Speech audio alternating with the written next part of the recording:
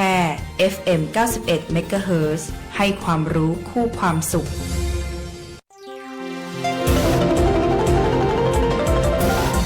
วิทยุแห่งประเทศไทยให้ความรู้คู่ความสุขท่านผู้ฟังกำลังให้เกียรติติดตามรับฟังสถานีวิทยุกระจายเสียงแห่งประเทศไทยจังหวัดแพร่ทำการส่งกระจายเสียงด้วยระบบ FM สเตอริโอมัลติเพล็กซ์ความถี่ 91 เมกะเฮิรตซ์ จากนี้ไปรับฟังรายการรักสิ่งแวดล้อม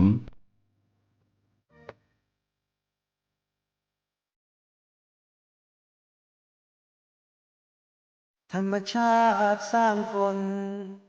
มีมาสองมือให้มากับคนเราทุกคน เอาไว้คอยประคองป้องกัน ไว้ดูแลให้โลกยังคงมีเราทุกคน ได้อยู่อาศัยรวมกันมา อยู่กันแสนล้านคนลงมือคนละมือช่วยกันถ้าเรายังเห็นคุณค่าในเมื่อเราเป็นคนทั้งทีช่วยกันทำให้ดีกว่ารวมใจเข้ามาคอยรักษาโลกเราไว้ให้โลกเราสวยพวกเรามาช่วยกันรับรู้ด้วยกันแล้วทำให้โลกนี้สดใสอยากให้โลกน่าอยู่กว่านี้เป็นโลกที่เราฝันไปจะสวยอย่างไรเป็นไปได้ด้วยมือของเรา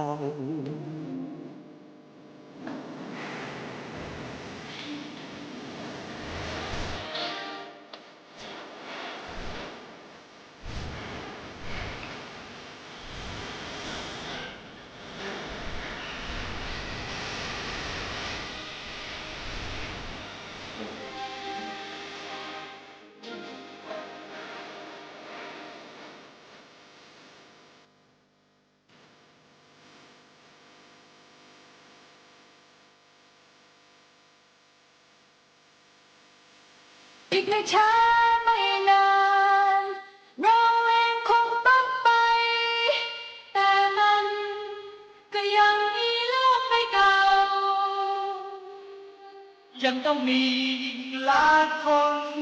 ก็มาอยู่ที่มีแทนเราคือเด็กของเราเด็กที่เขาไม่เรียนสายให้โลกเราสวยพวกเรามาช่วยกันรับรู้ด้วยกันแล้วทำให้โลกนี้สดใสอยากให้โลกน่าอยู่กว่านี้เป็นโลกที่เราฝันใฝ่จะสวยอย่างไรเป็นไปได้ด้วยมือของเรา อยู่ที่มือของเราที่จะทำโลกให้ละลายอย่างไรอยู่ที่มือของเราที่จะทำโลกให้สดใส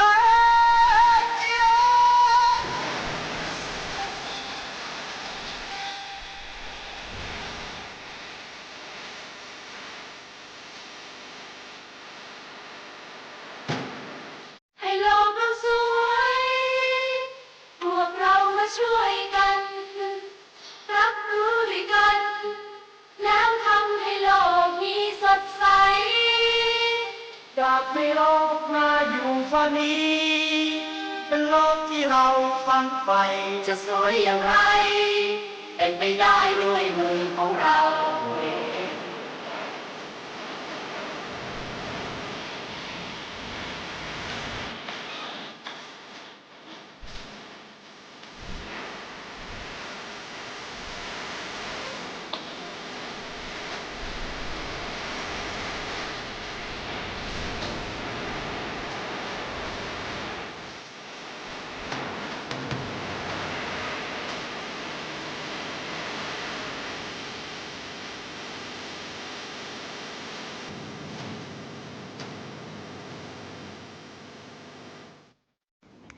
สวัสดีครับผู้ฟังทุกท่านครับพบกับรายการรักสิ่งแวดล้อมทางสวทแพร่ FM 91 เมกะเฮิรตซ์ครับเช้าวันพุธที่6 พฤษภาคม 2569 อยู่กับผมแสวงเป้าเพชรเป็นผู้ดำเนินรายการครับเริ่มต้นกันวันพุธกลางสัปดาห์ครับสัปดาห์มีวันทำการ4วันเนาะก็จะรู้สึกว่าเร็วนิดหนึ่งเนาะนะครับป๊อปแป๊บก็เดี๋ยวสิ้นสุดสัปดาห์อีกละนะก็เริ่มต้นกันในช่วงเช้าครับนะกับอากาศที่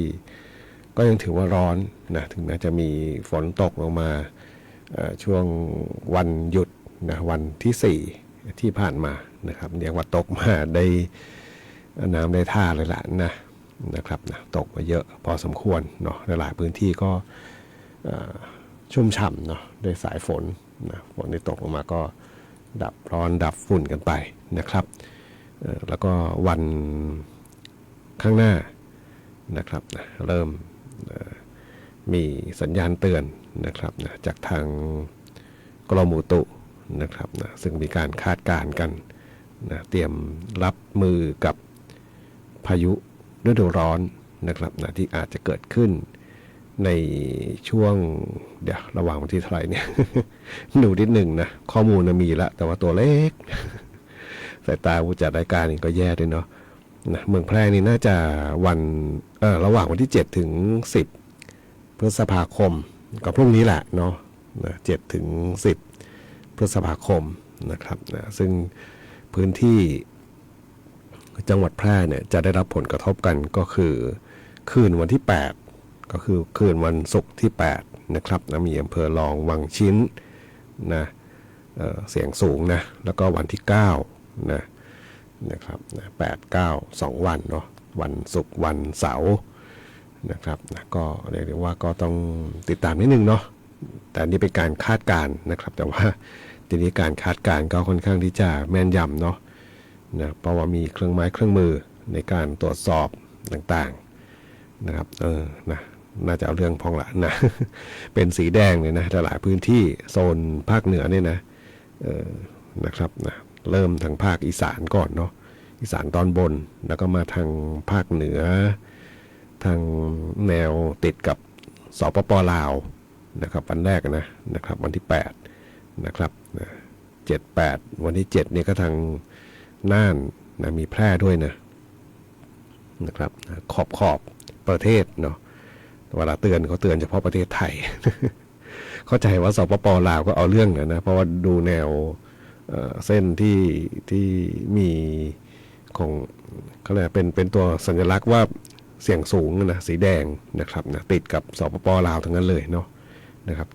7-8นะครับมาวันที่9ก็ค่อนไปทาง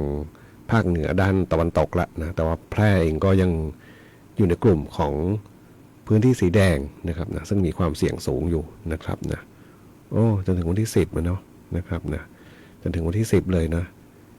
ะครับเกือบทุกวันเลยเนาะ7ถึง10เนี่ยนะเมืองแพร่น่าจะเจอบ้างแหละเนาะเรื่องของพายุฤดูร้อนที่อาจจะเกิดขึ้นในช่วงนั้นพรุ่งนี้ถึงวันอาทิตย์นะครับ7 8 9 10นะครับสำหรับพื้นที่ที่อาจจะได้รับผลกระทบจากพายุฤดูร้อนที่เกิดขึ้นในช่วงนี้ครับวันนี้พบกันเช่นเคยครับบทเพลงเพื่อชีวิตอยากจะฟังเพลงไหนอย่างไรพิมพ์คอมเมนต์ไม่ได้ครับที่ไลฟ์สดกับบทเพลงเพื่อชีวิตในช่วงเวลาของรายการรักสิ่งแวดล้อมครับ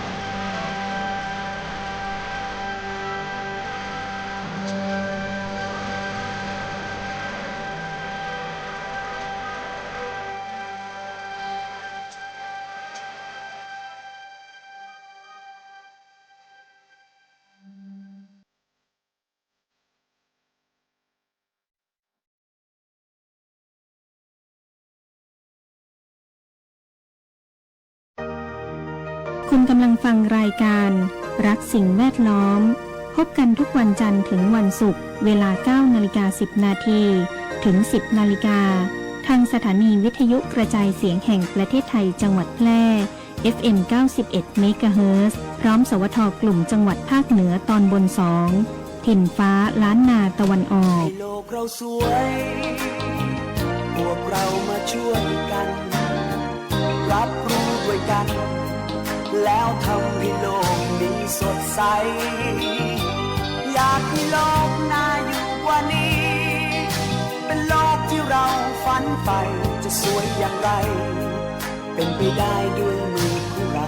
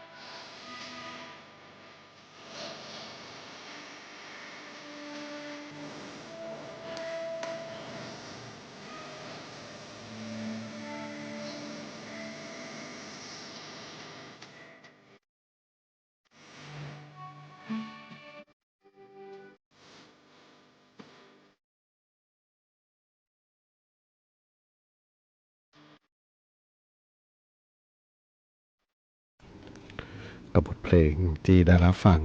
จบลงไปครับสำหรับงานเพลงชื่อเพลงลาชื่อสั้นๆเนาะสำหรับบทเพลงของโซโซส่งมอบความสุขสำหรับผู้ฟังที่ติดตามรับฟังรายการรักสิ่งแวดล้อมทางสวทแพร่ FM 91 เมกะเฮิรตซ์ครับนะซึ่งคุณผู้ฟังนั้นสามารถที่จะติดตามรับฟังได้ทุกวันจันทร์จนถึงวันศุกร์ครับหลังจากรับฟังข่าว 9 นาฬิกาถึงเวลา 10 นาฬิกาครับเรื่องของสิ่งแวดล้อมนะก็จะมีให้บ่นกันภาคเหนือนี่มากสุดก็ช่วงเดือนมีนาเมษานะประมาณ2เดือนเนาะที่ต้องเผชิญกับปัญหาฝุ่นควันนะที่เกิดจากการเผาป่านะว่ากันว่าร้อยละ90ไม่น้อยนะร้อยละ90เนี่ยนะเกิดจากการเผาป่าล้วนๆเลยเนาะควันไฟฝุ่นควันทั้งหลายนะครับนะก็เกิดจากการเผาแล้วก็นะมลพิษต่างๆที่เกิดขึ้นก็สะสมอยู่เนาะ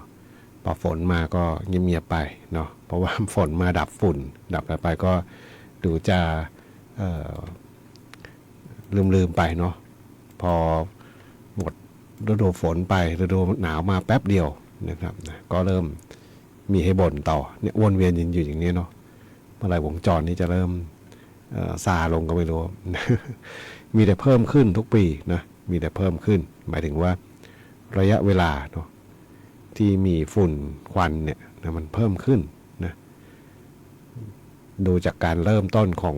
การเผานะปกติในเดือนมกราคมเนี่ยมันไม่ค่อยมีนะในอดีตไม่ค่อยมีเลยนะมีแต่อากาศเย็นอากาศดีนะกุมภาพันธ์นี่ก็ไม่ค่อยมีเลยเนาะนะครับเดี๋ยวนี้นี่ปลายเดือนมกราคมก็เอาละนะเริ่มมีสัญญาณมาแล้วนะว่ามีการเผานะครับก็แทนที่จะมีอากาศที่ดีแล้วก็มีสิ่งแวดล้อมมีธรรมชาติที่สวยงามนะที่อากาศที่ดีให้คนมาเที่ยวเนาะภาคเหนือนี่อานิสงส์ที่ได้ก็คือแหล่งท่องเที่ยวทำตามธรรมชาตินะครับไม่รู้กี่เปอร์เซ็นต์แหละนะแต่เป็นแหล่งท่องเที่ยวตามธรรมชาติเนี่ยเยอะนะแล้วก็มีเรื่องของวัฒนธรรมนะที่เป็นอะไรที่เป็นของล้านนาเนาะเป็นวัตถุทั้งหลายนะครับเป็นวัดวาอารามต่างๆนะที่นักท่องเที่ยวเข้ามาเที่ยวนะครับมี2อย่างเนี่ยนะน่าจะมีแค่2อย่างนี่แหละนะที่เป็นแหล่งจูงใจให้คนเข้ามาเที่ยวนะครับเหมือนกับทางทะเลเนาะทางทะเลเขาก็มีทะเลธรรมชาติให้เที่ยวแต่ทางทะเลเขาก็จะมีฤดูมรสุมอยู่แป๊บหนึ่งนะอันนั้นไม่ใช่ฝีมือมนุษย์นะเป็นธรรมชาติของเขานะครับนักท่องเที่ยวก็จะน้อยไปนิดหนึ่งเนาะแต่บ้านเราเนี่ยนะแทนที่อากาศดีๆช่วงหน้าหนาวเนี่ยนะถ้าเราไม่เผาไม่มีคนไปเผาป่าไม่นะก็อากาศดีแล้วก็ยังคงความถ้ามีป่าเหมือนเดิมนะมีป่าความสมบูรณ์ความชุ่มชื้นต่างๆก็ยังคงทนได้ในระดับหนึ่งเนาะระยะเวลาที่คนจะมาเที่ยวก็เพิ่มขึ้นนะเป็นแบบนั้นแหละเนาะแล้วก็มนุษย์ทุกคนผมเชื่อว่าอยากได้อากาศที่ดีอยากได้ธรรมชาติที่ดีนะดูที่ไหนแม่กำปองเห็นไหมที่เขายังคงรักษาผืนป่าธรรมชาติไว้ได้ในระดับหนึ่งเนาะน่าจะมีบางพื้นที่ที่ยังพอได้อยู่แต่ว่าก็ส่วนน้อยเนาะโดยส่วนใหญ่ก็เป็นคำอ้าง เป็นคำอ้างนะอยู่กับป่าก็ป่ามันป่าอะไรนะแต่ว่าก็มีบ้างนะบางพื้นที่ที่ยังคงรักษาธรรมชาติที่เป็นป่าไว้ได้ดีนะครับนะแล้วก็ผู้คนก็จะแห่แหนไปละ อยากได้อากาศดีกันเนาะไปฟังเพลงกันต่อครับนะกับช่วงเวลาของรายการรักสิ่งแวดล้อมทางสวทแพร่ FM 91 เมกะเฮิรตซ์ครับ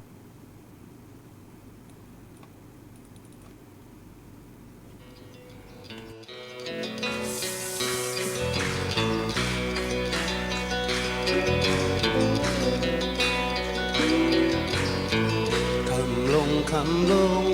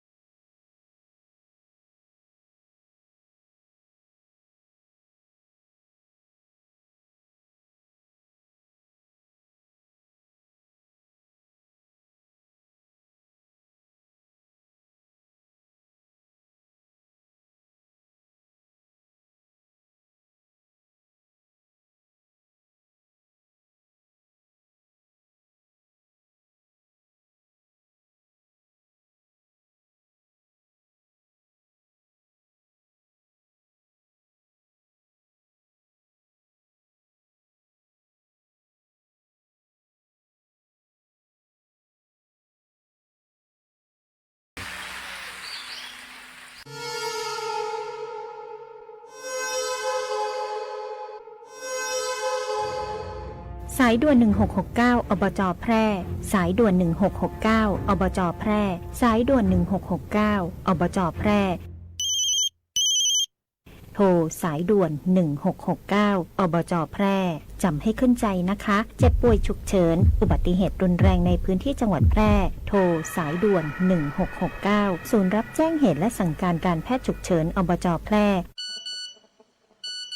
เราจะส่งต่อผู้ป่วยไปรักษาที่โรงพยาบาลที่อยู่ใกล้ที่สุดพร้อมให้บริการตลอด24ชั่วโมงฟรีไม่มีค่าใช้จ่ายใช้ระบบดิจิทัลระบุตำแหน่งอย่างแม่นยำและวิดีโอคอลประเมินอาการแนะนำ CPR ช่วยเหลือชีวิตผู้ป่วยในทันทีโทรฟรีแต่อย่าโทรเล่นเพราะมีผู้ป่วยจำนวนมากที่รอคอยความช่วยเหลืออยู่สายด่วน1669ศูนย์รับแจ้งเหตุและสั่งการแพทย์ฉุกเฉินอบจแพร่ด้วยความปรารถนาดีจากองค์การบริหารส่วนจังหวัดแพร่ขยะเศษอาหารนี่ทิ้งตรงไหนครับ อย่าเพิ่งทิ้งบางอย่างมันยังใช้ประโยชน์ได้อยู่อย่างเศษผักและผลไม้สามารถนำไปเป็นอาหารให้สัตว์ขนาดเล็กอย่างเป็ดหรือไก่ได้ใบโหระพาสะระแหน่ที่เรากินไม่หมดเอาไปปักชำในน้ำเมื่อเกิดรากนำไปปลูกได้ใหม่อีกอ๋อแค่นี้ก็สามารถลดขยะเศษอาหารได้อย่างมีประสิทธิภาพแล้วแถมเป็นมิตรต่อสิ่งแวดล้อมอีกด้วยนะจ๊ะรักโลกร่วมพิทักษ์รักสิ่งแวดล้อมสำนักงานประชาสัมพันธ์ที่ 3 กรมประชาสัมพันธ์คุณกำลังฟังรายการรักสิ่งแวดล้อมพบกันทุกวันจันทร์ถึงวันศุกร์เวลา 9:10 นาทีถึง 10 นาฬิกาทางสถานีวิทยุกระจายเสียงแห่งประเทศไทยจังหวัดแพร่ FM 91 เมกะเฮิรตซ์พร้อมสวทกลุ่มจังหวัดภาคเหนือตอนบน2ถิ่นฟ้าล้านนาตะวันออกให้โลกเราสวยพวกเรามาช่วยกันรับรู้ด้วยกันแล้วทำให้โลกนี้สดใสอยากให้โลกน่าอยู่กว่านี้เป็นโลกที่เราฝันใฝ่จะสวยอย่างไรเป็นไปได้ด้วยมือของเรา